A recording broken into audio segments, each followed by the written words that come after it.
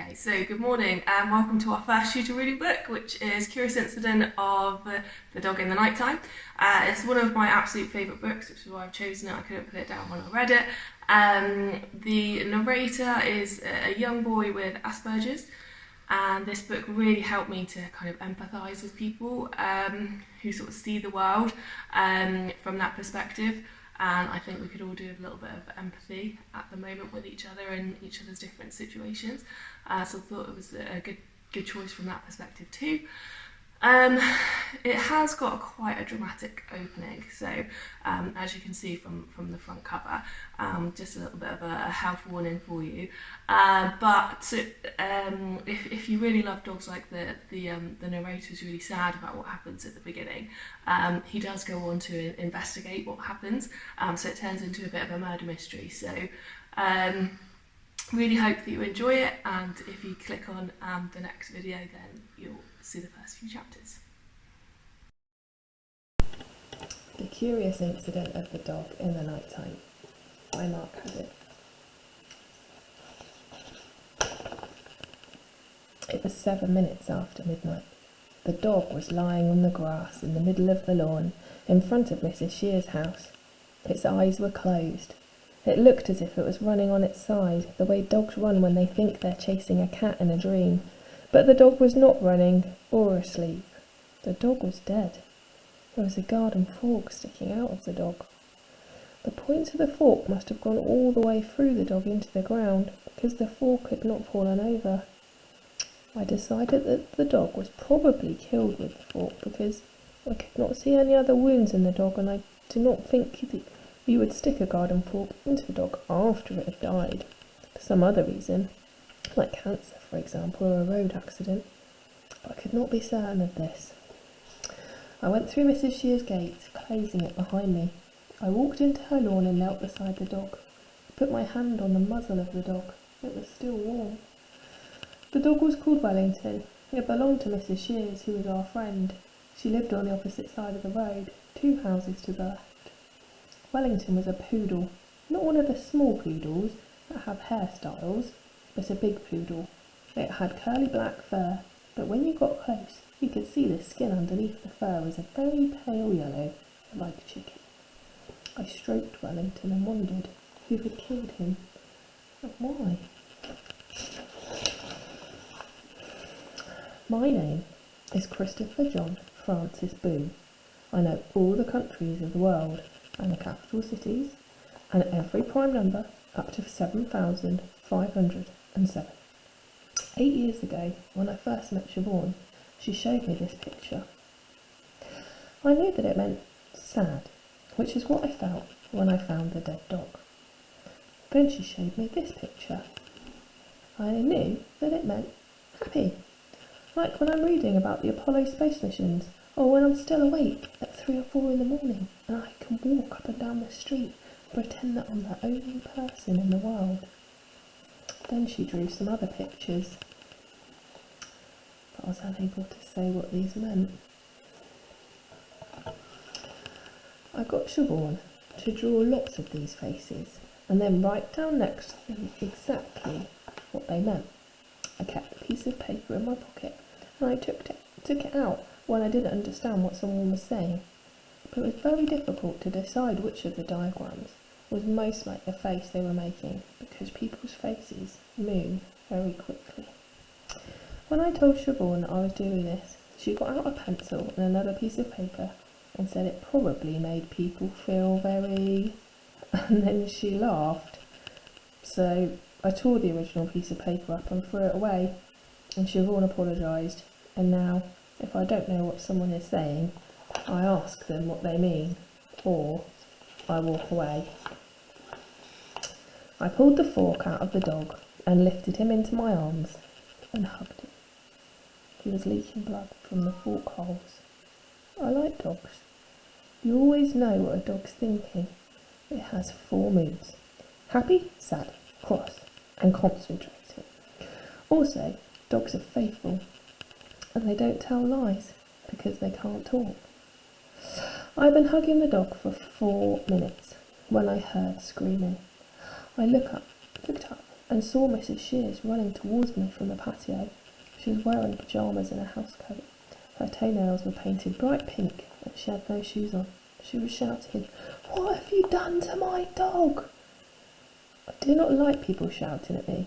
It makes me scared that they're going to hit me or touch me, and I don't know what's going to happen. "Let go of the dog," she shouted.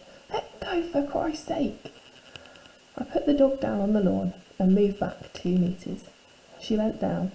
I thought she was going to pick the dog up herself, but she didn't. Perhaps she noticed how much blood there was and didn't want to get dirty. Instead, she started screaming again. I put my hands over my ears and closed my eyes and rolled forward till I was hunched up with my forehead pressed into the grass. The grass was wet and cold. It was nice. This is a murder mystery novel. Siobhan said that I should write something I would want to read myself. Mostly, I read books about science and maths. I do not like proper novels. In proper novels, people say things like, "I am veined with iron, with silver, and with strips of common mud. I cannot contract into the firm fist which those clench who do not depend on stimulus." I found this book in the library in town when Mother took me into town once. What does this mean?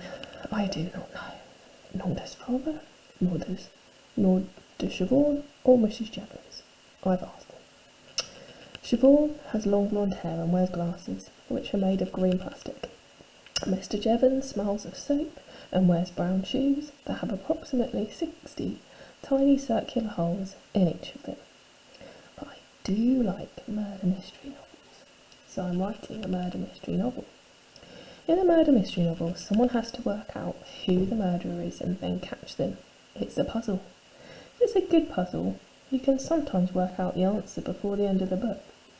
Siobhan said that the book should begin with something to grab people's attention. That's why I started with the dog. I also started with the dog because it happened to me, and I find it hard to imagine things which did not happen to me. Siobhan read the first page and said that it was different. She put this word into inverted commas by making the wiggly quotation sign with her first and second fingers. She said that it was usually people who were killed in murder mystery novels. She said that it was usually people who were killed in murder mystery novels. I said that 2 dogs were killed in The Hound of the Baskervilles, the hound itself and James Mortimer's spaniel. But Siobhan said they weren't the victims of the murder, Sir Charles Baskerville was. She said this was because readers cared more about people than dogs. So if a person was killed in a book, readers would want to carry on reading. I said that I wanted to write about something real, and I knew people who died, but I did not know any people who had been killed, except Edward's father from school, Mr. Paulson, and that was a gliding accident, not murder, and I didn't really know him. I also said that I cared about dogs because they were faithful and honest, and some dogs were cleverer and more interesting than some people. Steve, for instance, who comes to school on Thursdays, needs help to eat his food, could not even fetch a stick. Siobhan asked me not to say this to Steve's mother. Then the police arrived. I like the police. They have uniforms and numbers, and you know what they're meant to be doing. There is a policewoman and a policeman. The policewoman had a little hole in her tights on her left ankle, and a red scratch in the middle of the hole. The policeman had a big orange leaf stuck to the bottom of his shoe, which was poking out from one side. The policewoman put her arms around Mrs. Shears and led her back towards the house. I lifted my head off the grass. The policeman squatted down beside me and said, "Would you like to tell me what's going on here, young man?" I sat up and said, "The dog's dead." "I got that far," he said. "I think someone killed the dog." "How old are you?" he asked. I replied, "I am 15 years, 3 months and 2 days." "And what precisely were you doing in the garden?" he asked. "I was holding the dog," I replied. And why were you holding the dog? He asked. That was a difficult question. It was something I wanted to do. I like dogs. It made me sad to see that the dog was dead. I like policemen too, and I wanted to answer the question properly, but the policeman did not give me enough time to work out the correct answer.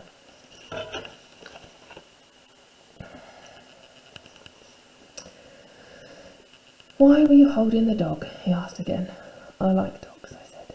Did you kill the dog? He asked. I said, I did not kill the dog. Is this your fault? He asked. I said, no. You seem very upset about this, he said. He was asking too many questions, and he was asking them too quickly. They were stacking up in my head like loaves in the factory where Uncle Terry works. The factory is a bakery, and he operates the slicing machines.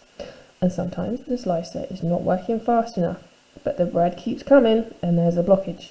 I sometimes think of my mind as a machine, but not always as a bread slicing machine. It makes it easier to explain to other people what's going on inside here. The policeman said, I am going to ask you once again. I rolled back onto the lawn and pressed my forehead to the ground again and made the noise that Father calls groaning. I make this noise when there is too much information coming into my head from the outside world.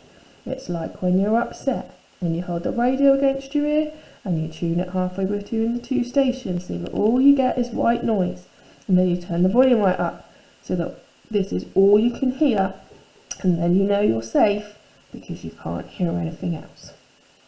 The policeman took hold of my arm and lifted me to my feet. I didn't like him touching me like this, and this is when I hit him.